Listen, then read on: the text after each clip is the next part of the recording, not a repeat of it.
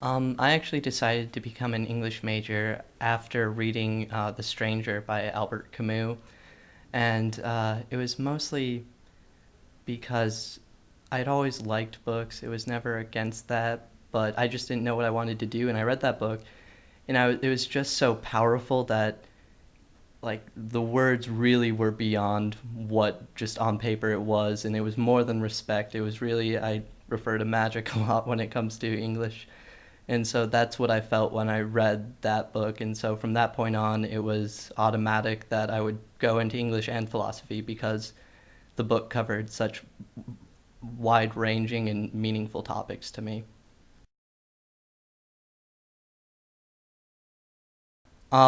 It really, I take so much more appreciation in words, I guess. It's pretty simple for an English major in that sense, but I read everything now. I try and read as much as I can, and I never forget the lessons. Like the lessons aren't just in the classroom. I read for fun, and I think what I've learned in the classroom, and it just enriches the entire reading experience and even movies, the way I interact with people. Unfortunately for them, sometimes it's a little too English majory, but that's fine with me.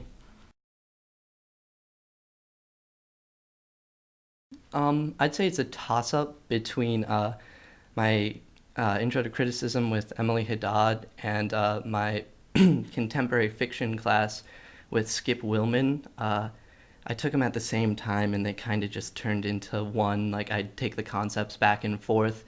The intro to criticism, though, because I fell in love with Jacques Derrida, and so that was amazing, and that's been a very great experience to read more Derrida and get into that. And then the contemporary fiction, we focused on trauma studies, and I just thought like the range in which I could write in that subject, and especially Skip allowing me to write. I think it was about 8 pages over the limit for the final essay, and I really got to write the essay I wanted to, and I think I'm really proud of that one. This is Freedom, Revolt, and Love by Frank Stanford. They caught them. They were sitting at a table in the kitchen. It was early. They had on bathrobes. They were drinking coffee and smiling. She had one of his cigarillos in her fingers. She had her legs tucked up under her in the chair.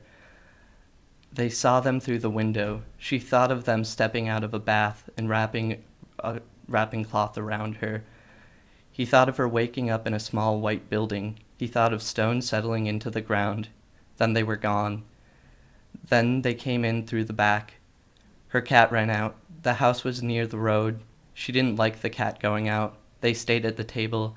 The others were out of breath. The man and the woman reached across the table. They were afraid. They smiled. The others poured themselves the last of the coffee, burning their tongues. The man and woman looked at them. They didn't say anything. The man and the woman moved closer to each other, the round table between them.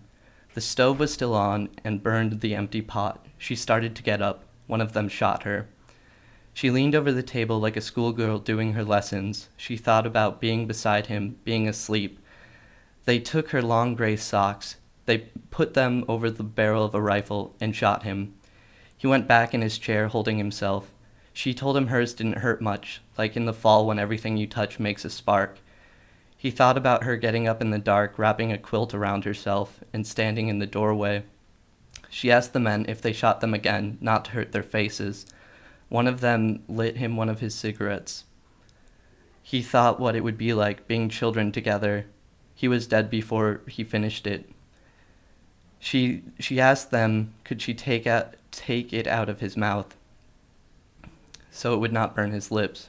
She reached over and touched his hair. She thought about him walking through the dark singing. She died on the table like that, smoke coming out of his mouth.